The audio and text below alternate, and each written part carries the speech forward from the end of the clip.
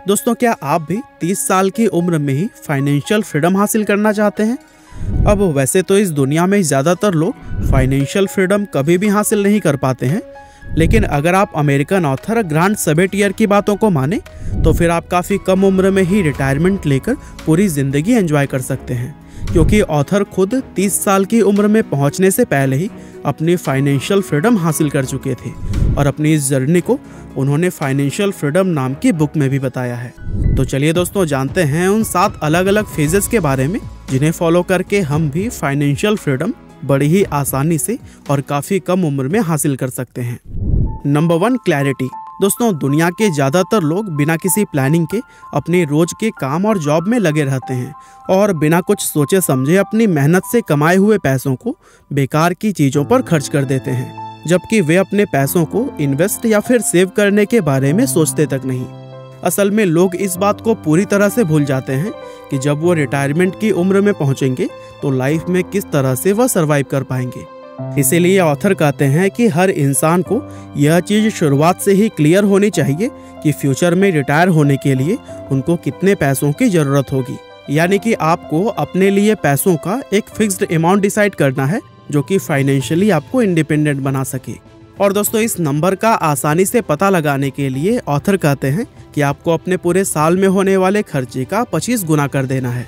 यानी कि अगर आप एक साल में 5 लाख रुपए खर्च करते हैं तो फिर इसका 25 गुना करके आपको फाइनेंशियली इंडिपेंडेंट बनने के लिए 1,25,00,000 रुपयों की ज़रूरत होगी। वैसे ये नंबर हर इंसान की कंडीशन व रिटायरमेंट की अलग अलग उम्र के हिसाब से डिफरेंट हो सकता है, लेकिन इम्पॉर्टेंट यह है कि आपके मन में ये नंबर शुरुआत से ही क्लियर होनी चाहिए। Number 2, self efficiency. दोस्तों, जब आप इतना पैसा कमाने लगे कि आपको अपने रोजमर्रा के खर्चों के बारे में कुछ भी सोचना ना पड़े, तब आप अपनी फाइनेंशियल फ्रीडम हासिल करने की तरफ बढ़ने का अगला स्टेप ले सकते हैं।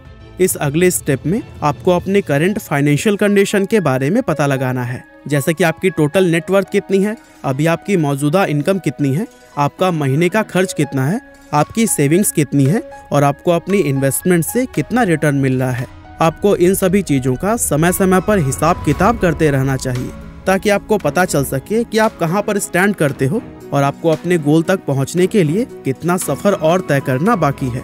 और यही फाइनेंशियल इंडिपेंडेंस की तरफ बढ़ने का अगला स्टेप है।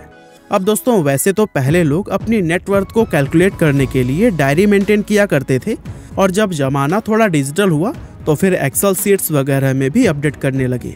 लेकिन अब अगर आज के ज़माने के साथ हमें आगे बढ़ना है तो फिर अपने नेटवर्थ को कैलकुलेट करने के लिए हमें कुछ एडवांस तरीका अपनाना ही होगा, जैसा कि मैं खुद भी IND मनी को इस्तेमाल करके अपनाता हूँ। दरअसल आप IND मनी से अपने सारे लोन्स, एक्सपेंसेस और इन्वेस्टमेंट्स, चाहे वो stocks, mutual funds, FDs, bonds, जो कुछ भी हो, एक ही जगह से ट्रैक कर सकते हैं। ये ऐप ऑटोमेटिकली कैलकुलेट करके सीधा आपके नेटवर्थ को बताएगा। Number 3, breathing room. दोस्तों, जब आपको यह पता चल जाए कि आपकी करंट फाइनेंशियल कंडीशन क्या है और अभी आपको अपना गोल अचीव करने के लिए कितना दूर तक जाना है, तब आप अपनी फाइनेंशियल इंडिपेंडेंस की तरफ अपना अगला स्टेप ले सकते हैं। दरअसल इस फेज में पहुंचने के बाद आपको सरवाइव करने के लिए अपनी मंथली सैलरी पर डिपेंडेंट रहने की ज़रूरत नहीं रहती, क्योंकि आप अपने एसेट्स और इन्वेस्टमेंट से ही इतनी इनकम जनरेट करने लगते हैं कि अगर आपकी सैलरी आनी बंद भी हो जाए तब भी आप अपनी इस दूसरी इनकम की मदद से आसानी से सरवाइव कर सकते हैं। बेसिकली इस फेज में आपको अपने खर्चों का हिसाब किताब रखना और उन पर कंट्रोल करना होता है। आपको कोई भी चीज़ खरीदने से पहले यह सोचना चाहिए कि ये चीज़ खरीदना आपके लिए कितना ज़रूरी है और यह आपकी लाइफ में क्या वैल्यू ऐड करेगी।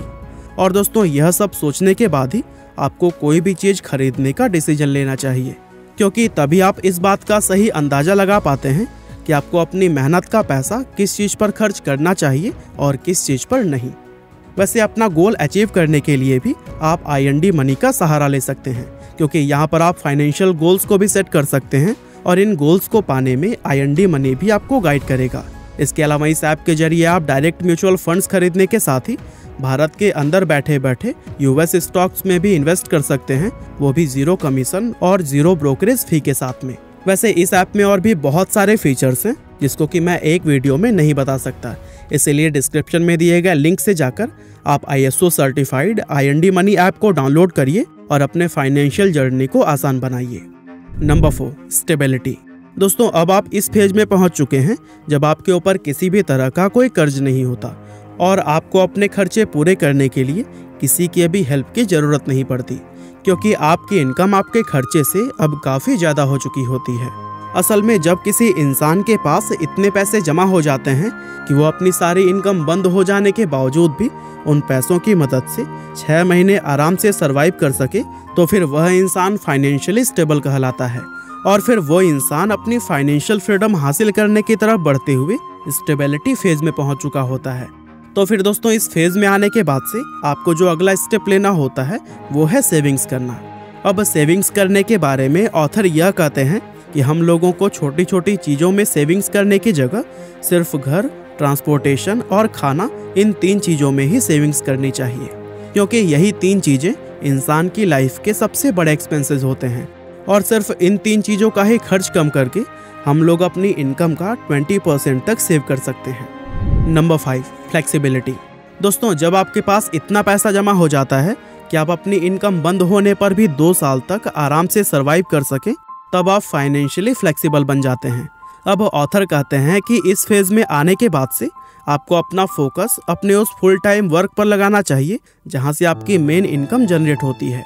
यह वर्क आपका जॉब या फिर बिजनेस हो सकता है, लेकिन आपको अपना ध्यान सिर्फ इस चीज पर रखना है कि इनकम को और ज्यादा किस तरह से बढ़ाया जाए। साथ ही ऑथर यह भी कहते हैं कि आपको अपनी फुल टाइम जॉब तब तक नहीं छोड़नी चाहिए जब तक कि आपको अपने साइड बिजनेस या फिर दूसरे किसी इनकम से और ज़्यादा बेहतर रिजल्ट ना मिलने लगे। Number 6, financial freedom. दोस्तों इस फेज में पहुंचने के बाद अगर आप चाहो तो अपनी लाइफ बिना कोई काम किए आराम से बिता सकते हैं, क्योंकि यहाँ तक पहुँचने के बाद से अब आपको पैसा कमाने के लिए पहले की तरह काम करने की ज़रूरत नहीं रहती है, बल्कि आप अपनी सालों की मेहनत से की गई इन्वेस्टमेंट के जरिए ही अच्छी खासी इनकम जनरेट करते रहते हैं। लेकिन इस फेज में आप तभी पहुंच सकते हैं जब आप एंटरप्राइजेज माइंडसेट डेवलप करने में सफल हो जाएंगे। दरअसल आपको एक ऐसा माइंडसेट बनाना होता है जो आपको पैसे कमाने और सेव करने के नए नए तरीके बता पाए, ताकि आप अपनी इनकम और सेविंग्स को पहले से ज़्यादा बढ़ा सकें। साथ ही ऑथर यह भी कहते हैं कि इस फेज में पहुंचने के लिए हमें ज़्यादा फोकस सेविंग्स पर नहीं बल्कि अपनी इनकम को बढ़ाने के तरीके खोजने पर लगाना चाहिए। Number 7, abundant wealth. दोस्तों ऑथर कहते हैं कि जब आप पैसों से ज़्यादा अपने टाइम को वैल्यू देने लगे तभी आप सही मायनों में फाइनेंशियल इंडिपेंडेंट कहलाते हैं। ऑथर के द्वारा बताया गया यह आखिरी फेज आपको फाइनेंशियल फ्रीडम से भी एक कदम आगे लेकर जाता है, जहां आपके पास अपनी ज़रूरतों से कई गुना ज़्यादा पैसा होता है और इस पैसे की मदद से आप बिना कोई काम किए अपने डेली या मंथली खर्च को जितना चाहे बढ़ा सकते हैं और बिना किसी फिक्र के जो चाहें वो खरीद सकते हैं। और दोस्तों आसान भाषा में अगर कहें तो इस फेज में आने के बाद से आप एक आरामदायक व लग्जरी लाइफ जी सकते हैं, लेकिन इस फेज तक आप तभी पहुंच पाएंगे जब आप शुरुआत से ही इन्वेस्ट करना शुरू कर देंगे, क्योंकि ऑथर खुद यह कहते हैं कि फाइनेंशियली वेल्दी बनने का सबसे बड़ा सीक्रेट यही है कि जितना जल्दी हो सके उतना जल्दी इन्वेस्टमेंट स्टार्ट कर देना चाहिए। तो दोस्तों यह थे 7 अलग अलग फेजेस जिन्हें फॉलो करके हम फाइनेंशियल फ्रीडम हासिल कर सकते हैं। लेकिन दोस्तों IND मनी जैसा शानदार ऐप भी आपके इस जर्नी का बेहतरीन हिस्सा बन सकता है, इसीलिए डिस्क्रिप्शन में दिए गए लिंक से अभी IND मनी को डाउनलोड करिए और आज से ही यूज़ करना शुरू कर दीजिए। आपका बहुमूल्य समय देने के लिए बहुत बहुत धन्यवाद।